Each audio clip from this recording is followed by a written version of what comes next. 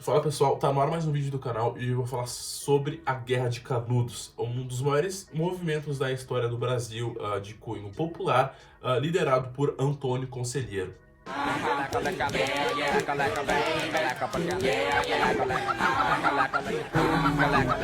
Bom, como toda história, a gente tem que começar do início, do princípio. E para começar a história de Canudos, precisamos falar do líder da comunidade, que era Antônio Conselheiro. Nascido na vila de Queixarobim, no interior do Ceará, Antônio tinha uma vida de classe média, mediana assim. Ele teve contatos com geografia e matemática desde cedo, tendo, de certo modo, uma boa educação. Aos 27 anos, após a morte de seu pai, Antônio assumiu os negócios da família, mas não obteve muito sucesso, assim abandonando as atividades. Na mesma época, ele se casou com uma prima e começou a exercer funções jurídicas, atividades jurídicas, na cidade de Campo Grande e Ipu. Bom, com o abandono da mulher, ele começou a vagar pelo sertão nordestino. E também, logo depois de um tempo, ele se casou. Bom, o nome dessa mulher era Joana Imaginária e ele teve um filho com ela. Mas a sua vida de casado não duraria muito tempo, já que em 1865 ele abandonaria a esposa e o filho. Bom, depois de abandonar a mulher, ele começou uma peregrinação sertaneja. Ele construiu igrejas, cemitérios e ele tinha uma imagem muito notável sobre as pessoas, já que ele tinha, bom, uma figura popular naquele tempo. Bom, essa figura era muito marcada pela barba grisalha, pela a bata azul, pelas sandálias de couro e a mão apoiada em um bordão, uma espécie de bordão. A imagem de Antônio Conselheiro era muito conhecida no Nordeste já pela criação das igrejas e pela criação desses cemitérios. Nessa época, sob a perspectiva das adversidades da vida e dos problemas socioeconômicos do sertão, Antônio Conselheiro foi adepto de um cristianismo primitivo. Bom, Antônio Conselheiro defendia que os homens deveriam se livrar das opressões e injustiça que lhes eram impostas, buscando superar os problemas de acordo com os valores religiosos cristãos. Com as palavras de fé e justiça, Conselheiro atraiu muitos sertanejos que se identificavam com a mensagem por ele proferida. Bom, desde o início da sua peregrinação, autoridades da época viam um problema nas declarações de Antônio Conselheiro. É importante deixar claro que não foi só os republicanos que viram isso com a criação de Canudos. Também ele já fazia muito barulho no Nordeste naquela época. Bom, em 1876 ele foi preso por autoridades que alegavam que Antônio Conselheiro havia matado a sua mulher e a sua mãe. Mas ele foi solto e o mandaram de volta para o Ceará. E depois desse tempo ele foi para o interior da Bahia. Com o aumento dos seus seguidores, Antônio Conselheiro fundou uma comunidade em 1893. Bom, com o aumento do seu número de seguidores, Antônio Conselheiro formou uma nova comunidade. E assim, nas margens do rio Vaza Barris, ele formou a comunidade de Belo Monte em 1893.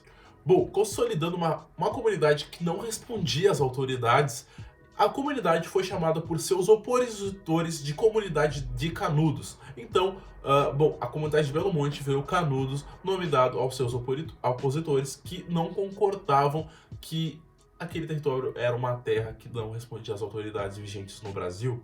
Bom, Antônio Conselheiro sofria críticas de todos os lados, já que a igreja acusava os seus seguidores de depravação amoral e a República, recém-criada 4 anos antes, em 1889, o acusava de ser monarquista e querer derrubar a nova República, que era frágil, já que havia uma criação depois de um golpe ao Império e também começou 4 anos antes, então ela não era totalmente fortificada.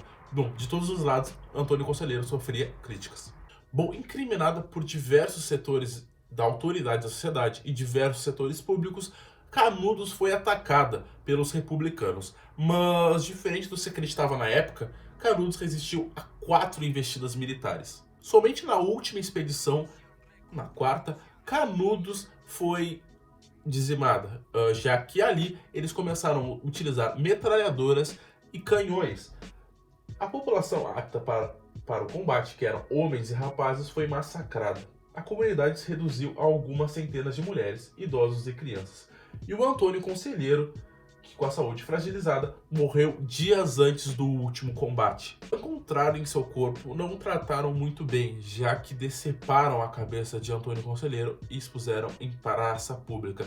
Queriam mostrar que como era um crânio de um louco fanático. Bom, a comunidade de Canudos é um dos assuntos mais importantes quando se trata de Enem, quando tu vai estudar na história, e também que cai em alguns concursos quando se fala de história do Brasil. Um dos maiores motins e uma das provas de criação de comunidades. Foi massacrada, já que não seguia a ordem vigente da sociedade.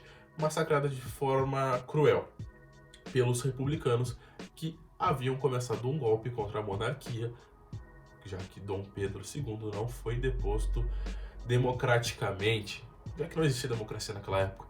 E, bom, mas também eles temiam que Canudos se espalhasse e fosse serviço de exemplo para todos que estavam insatisfeitos com o que o Brasil seguia naquele momento. Bom, a Igreja Católica alegava a heresia de Canudos e os republicanos, a República do Brasil, o presidente do Brasil, declarava que aquilo ali não seguia as ordens, não seguia os parâmetros aceitáveis pela sociedade, que eram hereges, como a igreja mesmo disse. E bom, a comunidade de Canudos é um assunto muito importante que eu queria trazer há muito tempo e eu espero que vocês tenham gostado aqui no canal. Se inscrevam, curtam, comentem o que faltou, comentem o que vocês querem ver aqui no canal e é isso. Muito obrigado.